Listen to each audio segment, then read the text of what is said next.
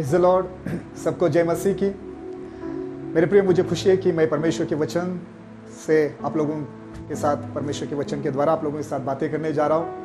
और आज आपके लिए प्रभु ने मुझे एक विशेष वचन दिया है और मेरा विश्वास है कि आज का वचन हम सभी लोगों के जीवन के लिए एक बहुत ही बड़े आशीष का कारण होगा।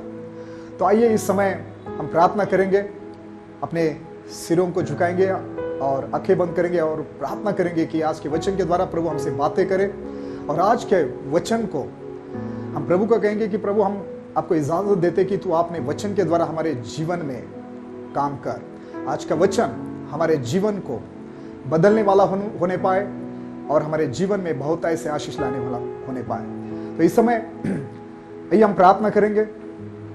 प्यारे आसमानी पिता यीशु मसीह नासरी के नाम से इस समय हम सब तेरे बेटे और बेटियां मिलकर पिता आपकी उपस्थिति में आते हैं, आपके पास आते हैं। हम धन्यवाद करते कि आपने हमें ये खूबसूरत समय दिया कि मरियम की तरह हम आपके चरणों में बैठकर कुछ समय प्रभु आपकी बातें सुने, आपके वचन को सुने और आशीष पाए। प्रभु, इस समय जो वचन हम सुनने सीखने जा रहे, पवित्र आत्मा, हम आपसे विनती करते कि आप हमें सिखा और आज का वचन सुनने के लिए हमें सुनने वाले कान दीजिए, समझने वाला हृदय, विश्वास करने वाला मन दीजिए और वचन के अनुसार चलने वाला जीवन हमें दीजिए। पिता, धन्यवाद करते कि आपने हमारी दुआ सुनी प्रभु, हर एक रुकावटों को दूर कर दे और आज का वचन हमारे जीवन में 100 गुना फल लाने वाला होने पाए। प्रार्थना सुनने के लिए धन्यवाद पिता, और ये प्रार्थना हम यीशु मसीह नासरी के नाम से मांगते हैं। सुनार ग्रहण कर, आमीन आमीन, हालेलुया। इस समय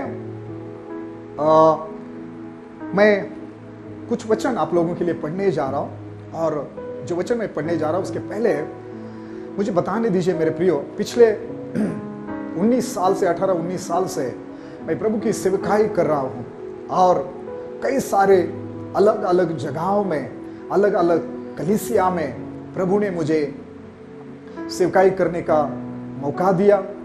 मैं कई सारे अलग अलग कलीसिया के लोगों को मिला, पासवानों को मिला, चाहे फिर हमारे भारत में हो या भारत के बाहर हो। मैंने 18-19 साल के जीवन सेवकाई के समय में मैंने ऐसी बातें कलीसिया में देखी है, ऐसे लोगों को मैंने देखा है कि सच में कई बार मैं सोचता रहा कि ये लोग किस प्रकार का आत्मिक जीवन जी रहे। हम अंतिम दिनों में हैं, यीशु मसीह का आगमन बहुत ही करीब है। यीशु मसीह का आगमन मानो कि द्वार पर है, कलीसिया उठाए जाने पर है। एक बात पक्की है कि हम अंतिम दिनों में हैं। और मुझे ये सवाल इन दिनों में या पिछले कई समय से हमेशा सता रहा है। वो ये सवाल ये है, कई लोगों को मैं देखकर ये सोचता रहता हूं कि ये किस प्रकार का मसीह जीवन जी रहे, किस प्रकार का आत्मिक जीवन जी रहे। कलीसिया में आ रहे, आराधना करे, प्रार्थना करे या दान दशमाओं दे रहे, लेकिन फिर भी ऐसे कई लोग हैं जिनको देखकर मैं कई बार बहुत उदास हो जाता हूं, दुखी हो जाता हूं। मेरे प्रियो, मैं जो बताने जा रहा हूं वो आपको समझाने के लिए मैं बाइबल में आपको 2 लोगों से मिलाना चाहता हूं और मैं उनका जीवन आपके सामने रखना चाहता हूं और फिर उनके जीवन के द्वारा कुछ बातें हम सीखेंगे और हम अपने जीवन की जांच करेंगे, हमारे जीवन को हम परखने वाले हैं। और सच में मेरे प्रियो, अगर हमारे जीवन में अगर आज भी कुछ कमियां हैं तो उसे हमें सुधार लाना है, हमें हमारे जीवन में कुछ बातों में करेक्शन करना है। ये हमें करना है ताकि हम इन अंतिम दिनों में जब कलीसिया उठाई जाएगी या प्रभु यीशु मसीह का आगमन हो जाएगा, ऐसा ना हो जाए कि हम पीछे छूट जाए, हम पीछे रह जाए। तो प्रेरितों के काम अध्याय 10 और उसमें से मैं आपके लिए शुरुआत में 14 वाक्य पढ़ना चाहता हूं। प्रेरितों के काम 10 अध्याय और 14 वाक्य। यहां पर लिखा है कि प्रेरितों के काम 11 अध्याय और 14 वाक्य में लिखा है, वो तुमसे ऐसी बातें कहेगा जिनके द्वारा तू और तेरा घराना उद्धार पाएगा। पतरस जब यरूशलेम में आया था और यरूशलेम में जो भी बाकी के प्रेरित लोग थे या विश्वासी लोग थे, उनके साथ परराष्ट्रीय यानी कि जो अन्य जाति के लोग थे, लोगों में पतरस ने कैसे सेवकाई किया, लोगों ने जो भी पतरस के बारे में सवाल उठाया था कि तू अन्य जाति के लोगों के साथ बैठता है, उनके घर में जाता है या उनके साथ खाना खाता है, जो भी उन बातों को लेकर जो सवाल खड़े हुए थे, तो पतरस कुरनेलियुस के बारे में, उसके घर में उसने जो सेवकाई किया, वहां पर जो कुछ हुआ उसके बारे में पतरस इन लोगों को बता रहा था। और उसमें से उसने कहा कि पतरस ने कहा इन लोगों को कि किस प्रकार कुरनेलियुस जो है उसने लोगों को भेजा था उसको बुलाने के लिए, और किस प्रकार स्वर्गदूतों ने दर्शन देकर उसे कहा था कि पतरस को बुलाओ और वो तुझे ऐसी बातें बताएगा जिनके द्वारा तू और तेरा घराना उद्धार पाएगा। मेरे प्रियो, ये जो व्यक्ति है कुरनेलियुस, ये एक रोमी व्यक्ति था, अन्य जातियों में से था। जैसे हम यहूदी नहीं है, हम अन्य जातियों से, अलग अलग जाति धर्म से हम कलीसिया में आए हैं, हम प्रभु के पास आए हैं, हम प्रार्थना करते हैं, हम प्रभु की आराधना करते हैं। ओके, मैं खुद एक हिंदू परिवार से, आदिवासी हिंदू महादेव कोली समाज से मैं प्रभु के पास आया हूं। मेरी बड़ी अद्भुत गवाही है। लेकिन ऐसे कई सारे लोग हैं, मैं जो बताना चाहता हूं वो ये कि ऐसे कई सारे लोग हैं, या हम जो लोग हैं, हम अन्य जातियों में से कुरनेलियुस की तरह प्रभु के पास आए हुए लोग हैं। तो ये कुरनेलियुस एक रोमी व्यक्ति था, लेकिन वो यहूदी विधियों का बहुत ही आदर के साथ पालन करता था, यहूदी विधियों को मानता था, यानी कि वो परमेश्वर को डरता था। प्रेरितों के काम 10 अध्याय के दूसरे वाक्य में लिखा है कि वो भक्त था और अपने सारे घराने समेत परमेश्वर से डरता था। और लिखा है वो यहूदी लोगों को बहुत दान देता था। वो परमेश्वर को डरता था, वो दान देता था। और आगे लिखा है कि और बराबर परमेश्वर से प्रार्थना करता था। वो नित्य हमेशा प्रार्थना किया करता था। तो इस प्रकार का ये रोमी व्यक्ति जो कुरनेलियुस है, इसका आत्मिक जीवन है। परमेश्वर से डरने वाला, दान देने वाला, प्रार्थना करने वाला, नित्य हमेशा प्रार्थना करने वाला। लेकिन मैं आपको एक सवाल पूछना चाहता हूं कि ये कुरनेलियुस किस प्रकार का जीवन जी रहा था? कुरनेलियुस किस प्रकार का आत्मिक जीवन जी रहा था? पतरस उसके घर आने के पहले क्या कुरनेलियुस का उद्धार हुआ था? यह एक बड़ा सवाल है। दूसरा सवाल यह है कि पतरस कुरनेलियुस के घर आने के पहले क्या कुरनेलियुस का पानी का बपतिस्मा हुआ था? पवित्र आत्मा का बपतिस्मा हुआ था? क्या पतरस कुरनेलियुस के घर आने के पहले कुरनेलियुस को यीशु मसीह की सही पहचान थी? वो यीशु मसीह को पहचानता था? मेरे प्रियो, इस सारे सवालों का जवाब है नहीं। पतरस, देखिए भूलना मत, मैंने क्या बताया। मैं कुरनेलियुस का आत्मिक जीवन मैंने आपको बताया कि वो एक अन्य जाति का व्यक्ति था, रोमी व्यक्ति था, लेकिन परमेश्वर से डरने वाला, प्रार्थना करने वाला, बहुत दान देने वाला, ऐसा व्यक्ति। लेकिन हम जानते हैं कि, लेकिन हम कुछ वचनों को पढ़ने के बाद ये समझते हैं कि पतरस आने के पहले, पतरस उसके घर में आए और उसको सुसमाचार बताए, यीशु मसीह के बारे में उसको बताए, उसके पहले ये समझ पाते हैं, हम ये बातें जान पाते हैं कि कुरनेलियुस और उसके घराने का उद्धार नहीं हुआ था। उसका और उसके घराने में से किसी का भी पानी का बपतिस्मा नहीं हुआ था, किसी को भी पवित्र आत्मा का बपतिस्मा नहीं मिला था, किसी को भी यीशु मसीह की सही पहचान नहीं थी, वो यीशु मसीह के बारे में नहीं जानते थे। मेरे प्रियो, मुझे आपको बताना है कि आज ऐसे ही लोगों से कलीसिया भरी हुई है। सुन रहे आप लोग?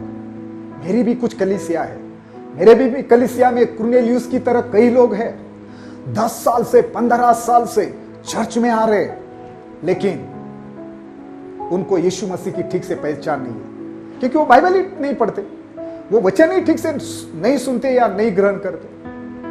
वो सिर्फ चर्च में आते हैं प्रार्थना करवाने के लिए, मतलब आते हैं पास्टर जी प्रार्थना कीजिए, ताकि हमें चंगाई मिले, हमारा बिजनेस अच्छा बढ़े, बिजनेस में तरक्की मिले, नौकरी की जगह प्रमोशन मिले, ये हो जाए वो हो जाए, बस इसी बातों के लिए।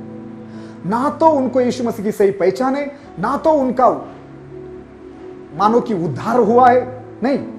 और सबसे बुरी बात, मैंने कहा मेरे अपनी कलीसिया में ऐसे मैंने कई लोग हैं कि 15 साल से 10 साल से चर्च में आ रहे हैं, लेकिन बहुत बार मैंने उनको समझाया, बताया, फिर भी वो पानी का बपतिस्मा लेने के लिए तैयार नहीं है। पवित्र आत्मा का बपतिस्मा का तो विषय ही नहीं है। कुरनेलियुस की तरह आज कई लोग चर्च में भरे हुए हैं, कई सारे लोग हैं जिनको यीशु की ठीक से पहचान नहीं है, उनका पानी का बपतिस्मा नहीं है, पवित्र आत्मा का बपतिस्मा नहीं है, उनका उद्धार नहीं हुआ है, उनका परिवर्तन नहीं हुआ है, बस चर्च में आ रहे।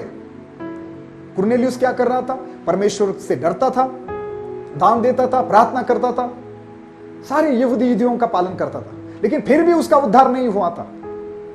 यही आज कुछ लोगों का आत्मिक जीवन है। और ऐसे कुरनेलियुस की तरह के जो लोग हैं, ऐसे लोगों से कलीसिया खचाखच भरी है।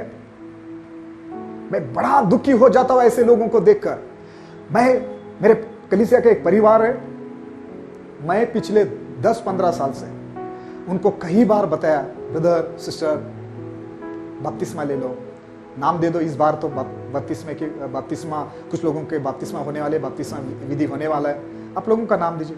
नहीं पास्टर जी लेंगे बाद में। तो मैं सोचता था, उनको एक बेटी थी, एक बेटा था, तो मैं सोच रहा था कि शायद ये लोग अन्य जाति से आए हैं और चाकन में हमारे एरिया में जरा एक फेमस परिवार है, एक बड़ा अमीर परिवार है। तो मैंने सोचा कि हो सकता है कि अन्य जाति के मतलब उनके रिश्तेदार या जो अन्य जाति का समाज है, विधर्मी लोग हैं, शायद उनके कारण ये लोग नहीं ले पा रहे। तो मैंने विचार किया कि शायद बेटी की शादी होने के बाद तो लेंगे। बेटी की शादी हो गई, बेटी को बच्चे भी हो गए, फिर भी बपतिस्मा नहीं ले रहे। मैंने सोचा कि अभी उनका बेटा है, शायद बेटे की शादी होने के बाद वो बपतिस्मा लेंगे। बेटे की शादी हो गई, बेटे को भी बच्चे हो गए, लेकिन आज तक बपतिस्मा नहीं लिया। मेरे प्रियो, मैं क्या कह रहा हूं? कुरनेलियुस की तरह कई लोग आज कलीसिया में सिर्फ आ रहे, अपना दान दे रहे, दशमांश दे रहे। हाँ, ये है कि कुरनेलियुस की तरह प्रार्थना वो हर दिन करते हैं, हर दिन प्रार्थना करते हैं, हर महीना दशमांश देते हैं, हाँ, और परमेश्वर को कुछ हद तक डरते भी हैं, लेकिन उनका उद्धार नहीं हुआ है, उनका परिवर्तन नहीं हुआ है, वो पानी का बपतिस्मा लेने के लिए तैयार नहीं है, उनका पवित्र आत्मा का बपतिस्मा नहीं हुआ है, उन्होंने अपना जीवन पूरी रीति से प्रभु को समर्पित नहीं किया है। मुझे सवाल ये सताता है कि अगर यीशु मसीह इन दिनों में आ जाए, अगर कलीसिया उठाई जाए, तो मुझे इन लोगों की चिंता सताती है कि ये लोग कहाँ होंगे। क्या ये लोग कलीसिया के साथ, प्रभु के साथ क्या अंतराल में उठाए जाएंगे? क्या कलीसिया के साथ ये लोग स्वर्ग जाएंगे? कई बड़े सवाल है मेरे प्रियो। ये कुरनेलियुस इस प्रकार का आत्मिक जीवन जी रहा था। आज ऐसे लोग, मैंने कहा, बहुत लोग हैं हर एक कलीसिया में। वो अपना पुराना जीवन छोड़ने के लिए तैयार नहीं है, पुरानी आदतें, पुराना स्वभाव छोड़ने के लिए तैयार नहीं है। प्रार्थना कर रहे हैं, बाइबल पढ़ रहे, चर्च में आ रहे, दान भी दे रहे, दशमांश भी दे रहे, लेकिन वो अपने आप को बदलने के लिए तैयार नहीं है, प्रभु के वचन के अनुसार पूरी रीति से जीवन जीने के लिए तैयार नहीं है। अगर आज ऐसा व्यक्ति आप है, तो मैं आपको विनती करता हूं, प्लीज प्रभु के साथ मजाक ना करें, ऐसा ना करें। अपना जीवन पूरी रीति से प्रभु के हाथों में सौंप दीजिए, अपने पापों से मन फिराइए, पानी का बपतिस्मा लीजिए, पवित्र आत्मा का बपतिस्मा ग्रहण कीजिए, अच्छे पासवान के साथ, अच्छी कलीसिया के साथ जुड़ जाइए, पतरस की तरह किसी पासवान से जुड़ जाइए। मेरे प्रियो, जब स्वर्गदूतों के द्वारा कुरनेलियुस को संदेशा मिला कि उसने पतरस को बुलाना चाहिए और उसके द्वारा ऐसी बातें सुननी चाहिए, ऐसी बातें कि जिसके द्वारा कुरनेलियुस और उसका और उसके परिवार का उद्धार हो जाए। हालेलुया। क्या जिस कलीसिया में आप जाते हैं, जो भी आपका पासवान है, क्या उनके द्वारा आपको ऐसी बातें सिखाई गई है या आपको सीखने को मिलती है जिसके कारण आप पश्चाताप करें, मन फिराए, आपका जीवन बदल जाए, आपका उद्धार हो जाए और सच में स्वर्ग जाने के लिए, यीशु मसीह के साथ जाने के लिए आपकी तैयारी हो जाए? मेरे प्रियो, यह बहुत जरूरी है कि आप किस चर्च के मेंबर है, सभासद है, और आपका पासवान किस प्रकार की शिक्षा आपको देता है, कैसे आपको सिखाता है, यह भी एक सवाल है। हालेलुया। जब पतरस कुरनेलियुस के घर में आया, पतरस ने ऐसी बातें परमेश्वर के वचन से कुरनेलियुस और उसके घराने को, उसके मित्रों, उनके दोस्त लोग जो भी थे, जो भी सारे लोग पतरस का इंतजार कर रहे थे, सब लोगों को ऐसी बातें पतरस ने सिखाई मेरे प्रियो, जिसके कारण पतरस और उसके पूरे घराने को यीशु मसीह की सही पहचान हो गई। सभी लोगों ने पतरस के द्वारा सुसमाचार सुनकर यीशु मसीह को अपना उद्धारकर्ता के रूप में ग्रहण किया। और क्या हुआ मालूम है? जब पतरस प्रचार कर रहा था, जब पतरस कुरनेलियुस के घर में सुसमाचार सुना रहा था, जितने भी लोग वचन सुन रहे थे, वचन सुनते समय ही पवित्र आत्मा हर एक व्यक्ति के ऊपर आया। पानी का बपतिस्मा होने के पहले ही हर एक व्यक्ति के ऊपर पवित्र आत्मा उतर आया। सब लोग पवित्र आत्मा से भर गए, अन्य भाषा में बातें करने लगे। मेरे प्रियो सुनिए, अन्य भाषा में बातें करने लगे। कुछ लोग अन्य भाषा में विश्वास नहीं करते हैं, लेकिन यहां पर हम पढ़ते कि जब पतरस प्रचार कर रहा था, तो देखिए हम यहां पर 34 वचन से आगे पढ़ते हैं, 44 प्रेरितों के काम 10 अध्याय के 44 वाक्य हम पढ़ते कि पतरस ये बातें कह ही रहा था कि पवित्र आत्मा वचन के सब सुनने वालों पर उतर आया, और जितने खतना किए हुए विश्वासी पतरस के साथ आए थे, वे सब चकित हुए कि अन्य जातियों पर भी पवित्र आत्मा का दान उंडेला गया है। हालेलुया। और 46 वाक्य में लिखा है, क्योंकि उन्होंने उन्हें भांति भांति की भाषा बोलते और परमेश्वर की बड़ाई करते सुना। इस पर पतरस ने कहा जो भी आगे लिखा है। और फिर अगले वचन में हम पढ़ते कि क्या कोई जल की रोक कर सकती है कि ये बपतिस्मा न पाए जिन्होंने हमारे समान पवित्र आत्मा पाया है? मेरे प्रिय, और फिर आगे 48 वचन में लिखा है कि और उसने आज्ञा दी कि उन्हें यीशु मसीह के नाम से बपतिस्मा दिया जाए। हालेलुया। ये बात है, वो अन्य अन्य भाषा में, भांति भांति भाषा में बातें करने लगे, परमेश्वर की महिमा करने लगे। उनका पवित्र आत्मा का बपतिस्मा हो गया, उनका पानी का बपतिस्मा हो गया, पवित्र आत्मा का बपतिस्मा हो गया। वो अन्य अन्य भाषा में बात करने लगे, मानो कि मतलब उनको पवित्र आत्मा के वरदान भी उनके अंदर काम करना शुरू हो गए। Okay, hallelujah. अगर आप सिर्फ कुरनेलियुस की तरह चर्च में जाते हैं, दान देते हैं, दशमांश देते हैं, प्रार्थना करते हैं, लेकिन आपने पानी का और पवित्र आत्मा का बपतिस्मा नहीं पाया है और आपने अपना जीवन पूरी तरह से समर्पित नहीं किया है, आप अपने पवित्र आत्मा के वरदानों को नहीं समझा है या उसको प्राप्त नहीं किया है, तो आप ही सोचिए आप किस प्रकार का आत्मिक जीवन जी रहे हैं। हम अंतिम दिनों में हैं। प्लीज प्रभु की उपस्थिति में और गहराई में आगे बढ़ो, पूरी रीति से अपना जीवन प्रभु के हाथों में सौंप दो। हो सकता है कि देर हो जाए और आपके साथ धोखा हो जाए।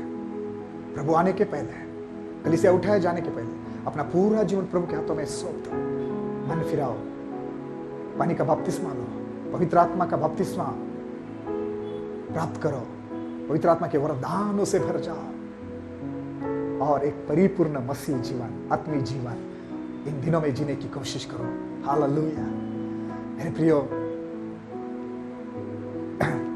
ये मैंने आपको कुरनेलियुस के जीवन से आपको बताया, और यही समस्या मैंने कहा अंतिम दिनों में कलीसिया में एक बहुत बड़ी समस्या है।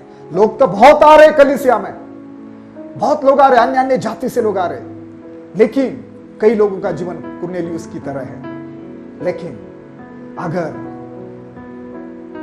उनको अच्छा पासवान मिल जाए, अच्छी कलीसिया मिल जाए, उनको पूरी सच्चाई वचन के द्वारा सिखाई जाए, तो मेरा विश्वास है इन लोगों का जीवन बदल जाएगा।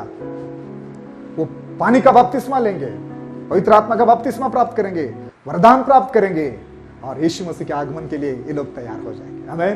तो अगर मेरा कोई पासवान भाई, कोई प्रभु का दास दासी इस वचन को सुन रहा है, तो मैं आपको बताऊंगा कि मेरे भाई, प्रभु के बेटे और प्रभु के दास और दासियों, अगर आपके पास आपकी कलीसिया है, तो प्रभु के लोगों को पतरस की तरह सच्चाई सिखाओ।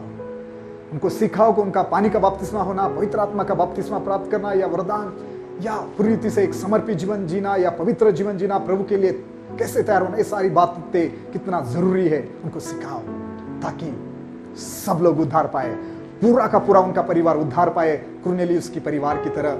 उनके जो भी सारे घराने के लोग थे, उन लोगों की तरह। हालेलुया।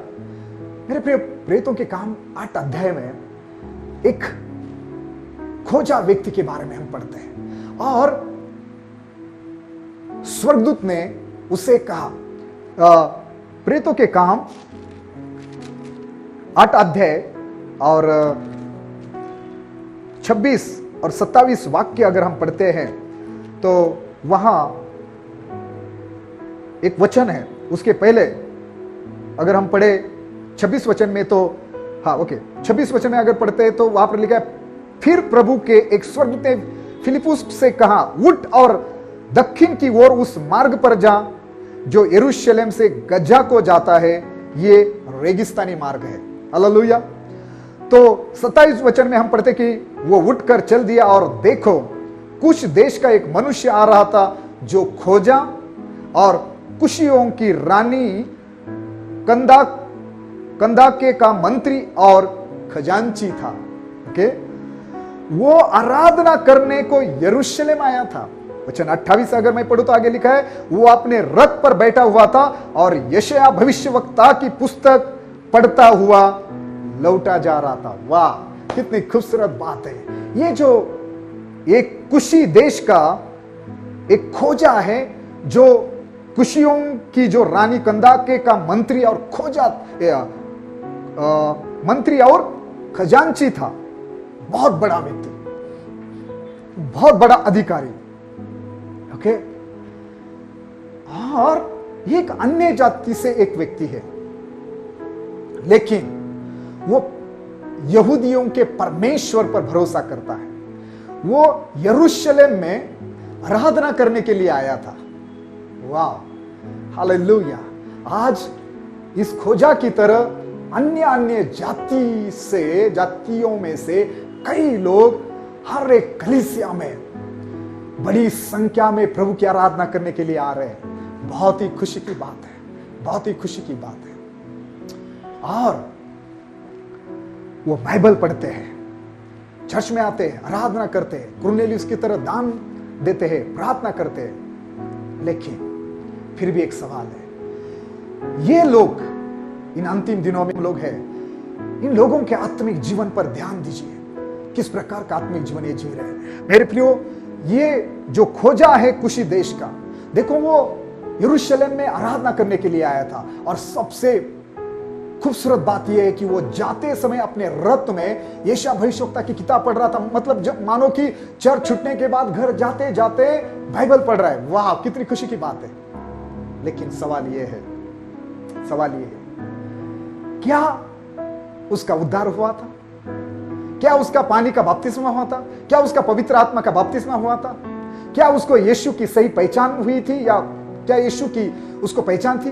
वो बाइबल तो पढ़ रहा था, लेकिन क्या उसको समझ में आ रहा था? इन सारे सवालों का जवाब है नहीं।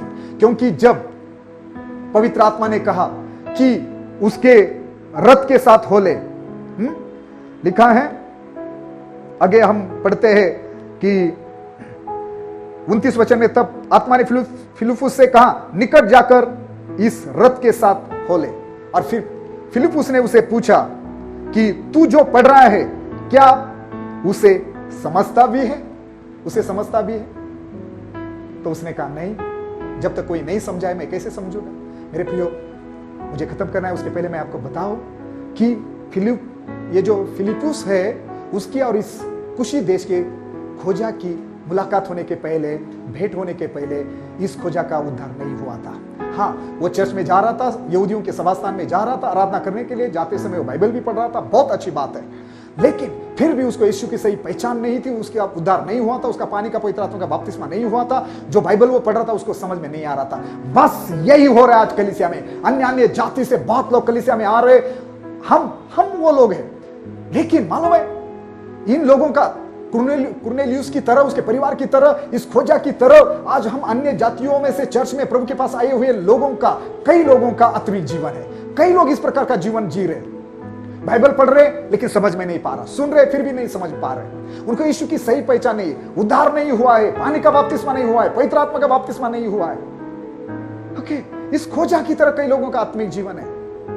मेरे प्रियो, ये बहुत ही चिंता का विषय है। हमें हमारे आत्मिक जीवन पर ध्यान देना जरूरी है कि क्या सच में हमें प्रभु की पहचान हुई है। मुझे बताने दीजिए कि फिलिप्पुस ने यीशु मसीह के बारे में जो कुछ वो पढ़ रहा था, वही वचन, जो वचन पढ़ रहा था वो यीशु मसीह के बारे में पढ़ रहा था। फिलिप्पुस ने उसे समझाया, फिर उसने यीशु मसीह को अपना उद्धारकर्ता के रूप में ग्रहण किया, यीशु मसीह पर विश्वास किया, और उसने कहा, जब वो रास्ते से जा रहे थे उन्होंने पानी देखा और उसने फिलिप्पुस से विनती की कि मुझे बपतिस्मा दीजिए। फिलिप्पुस और वो खोजा पानी में उतरे, वहां फिलिप्पुस ने उसे बपतिस्मा, पानी का बपतिस्मा दिया मेरे प्रियो, और फिर वो आनंदित होकर अपने देश लौट गया। हालेलुया। आज मुझे आपको बताना है, अगर इस कुशी देश के खोजा की तरह या कुरनेलियुस की तरह आज एक अधूरा, एक आधा आत्मिक जीवन आप जी रहे हैं, तो मैं आज आपको बताना चाहता हूं, हम अंतिम दिनों में प्लीज ऐसा आत्मिक जीवन ना जिए। अपना जीवन पूरी रीति से यीशु के हाथ में सौंप दीजिए।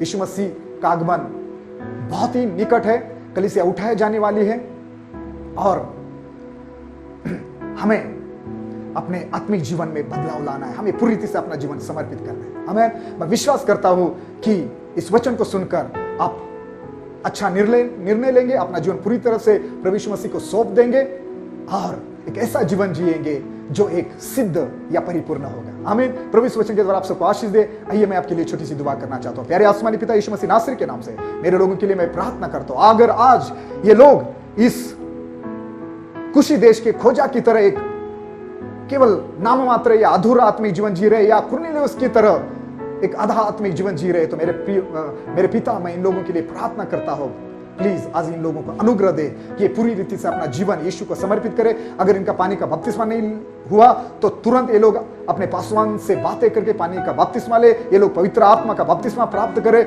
पूरी रीति से अपने पापों से मन फिराए, पश्चाताप करे और अपना जीवन प्रभु तेरे हाथों में सौंप दे। ऐसा होने दे। मैं सबको यीशु मसीह के नाम से ब्लेस करता हूं, और इस वचन के द्वारा हम सभी को आशीषित किया। इस बात के लिए पिता हम आपको धन्यवाद देते हुए ये प्रार्थना यीशु मसीह नासरी के नाम से मांगते पिता, सुना ग्रहण कर। आमीन। प्रभु आप सबको आशीष दे। जय मसीह।